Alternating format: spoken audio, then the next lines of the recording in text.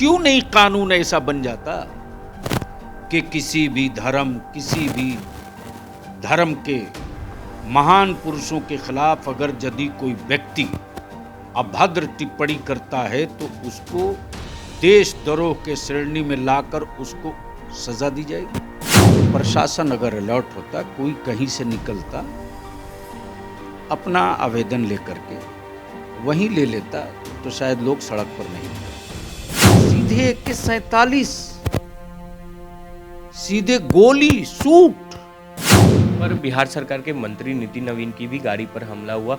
उन्होंने भी कहा कि मेरे गाड़ी पर भी रड, सरिया से और पत्थर से ही हमले हुए थे। वो तो हमने नहीं देखा है, और उनकी क्षतिग्रस्त गाड़ियां भी आपने नहीं दिखाई है। झारखंड पुलिस का कहना है कि पहले प्रदर्शनकारियों ने पत्थरबाजी की, रड का इस्तेमाल किया, सरिया का इस्तेमाल किया, उसके बाद ही कोई कानूनी कार्रवाई हुई थी। झूठ बोल रहा प्रशासन।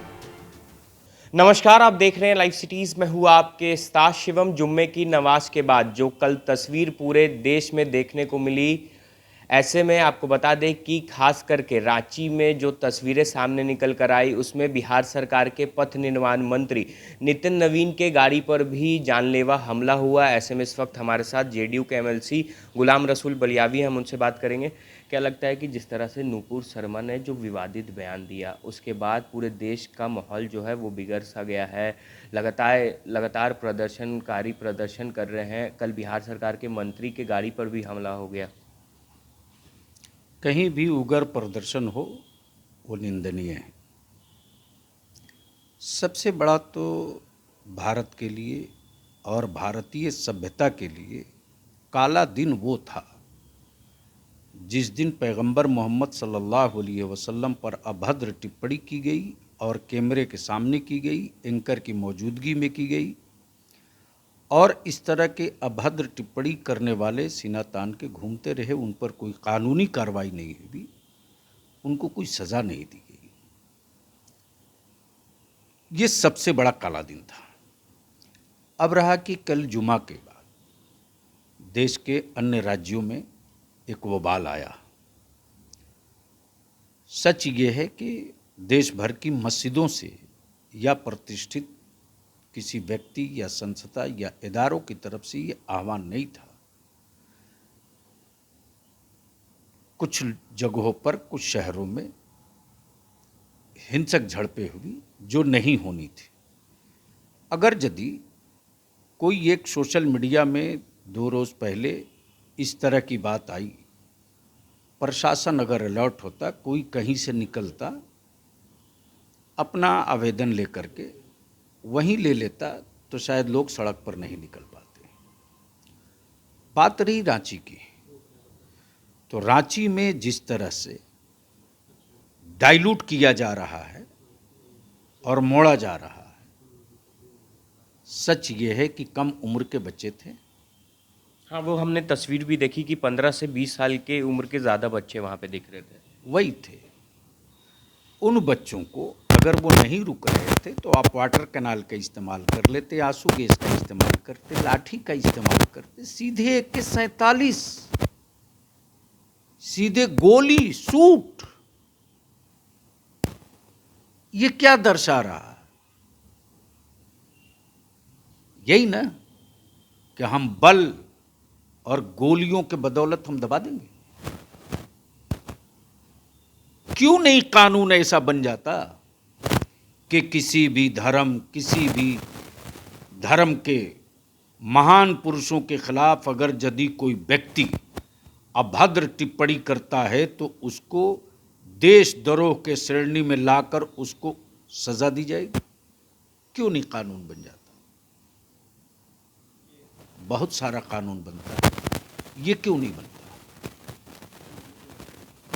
पर झारखंड पुलिस का कहना है कि पहले प्रदर्शनकारियों ने पत्थरबाजी की, रड का इस्तेमाल किया, सरिया का इस्तेमाल किया, उसके बाद ही कोई कानूनी कार्रवाई हुई थी।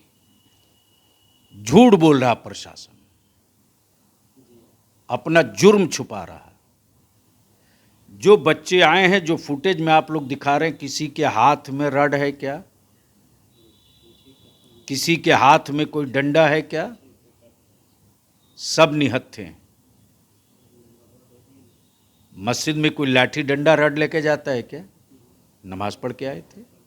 वहीं दरवाजे पर अगर ले लिए होते आगे बढ़ करके, जब आपको सूचना थी वहीं ले लिए होते, तो बच्चे रोड पर नहीं निकलते। क्यों नहीं हम मान लें कि कंप्लीटली तौर से एक तरफा कार्रवाई की गई। अब बचाव के लिए रड की बात कर रहे हैं। क्यों नहीं बात करते उस दिन जिस दिन पैगंबर मोहम्मद सल्लल्लाहु अलैहि वसल्लम पर अभद्र टिप्पणी हुई थी? रड तो कहीं नहीं दिखाई दे रहा। पर बिहार सरकार के मंत्री नितिन नवीन की भी गाड़ी पर हमला हुआ। उन्होंने भी कहा कि मेरे गाड़ी पर भी रड, सरिया से और पत्थर से ही हमले हुए थे। वो तो हमने नहीं देखा है, और उनकी क्षतिग्रस्त गाड़ियां भी आपने नहीं दिखाई है।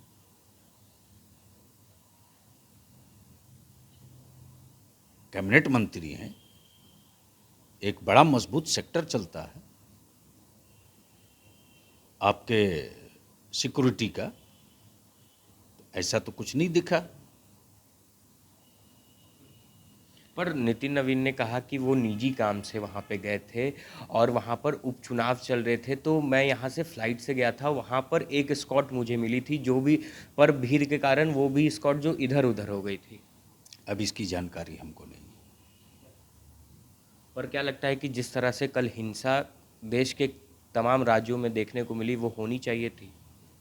किसी भी तरह के हिंसा की कोई इजाज़त इस्लाम में नहीं है, और किसी भी तरह के हिंसा की न मेरे देश के संविधान में इजाज़त है, और न ही कोई भी सभ्य व्यक्ति इसकी इजाज़त देगा। लेकिन डायरेक्ट शूट कर देना और इशू को डाइल्यूट कर देना, क्या ये न्याय संगत है? मैं ये जानना चाहता हूं। एक आखिरी सवाल, क्या लगता है कि अब क्या रास्ता निकालना चाहिए? पहली फुर्सत में जिन व्यक्तियों ने अभद्र टिप्पणी की उसे उठा के जेल ठोकिए, उस पर कार्रवाई कर दीजिए। पहला, दो व्यक्ति मिलकर के और एक चैनल मिलकर के पूरे विश्व में भारत की छवि को बर्बाद किया जा रहा है, और उसके लिए कोई नियम कानून नहीं है।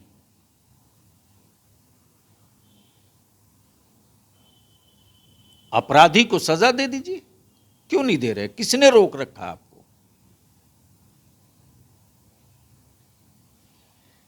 तो चलिए, ये थे हमारे साथ जेडीयू के एमएलसी गुलाम रसूल वलियावी, जिन्होंने साफ साफ शब्दों में बोल दिया है कि जिन लोगों के कारण ऐसी हिंसा कल पूरे देश में देखने को मिली, उन पर सख्त से सख्त कार्रवाई करनी चाहिए और इस पर एक नया कानून भी बनना चाहिए। बहरहाल अब बने रहे हमारे साथ। अगर आपने हमारे चैनल को सब्सक्राइब नहीं किया है तो जल्द से जल्द सब्सक्राइब कर ले। धन्यवाद।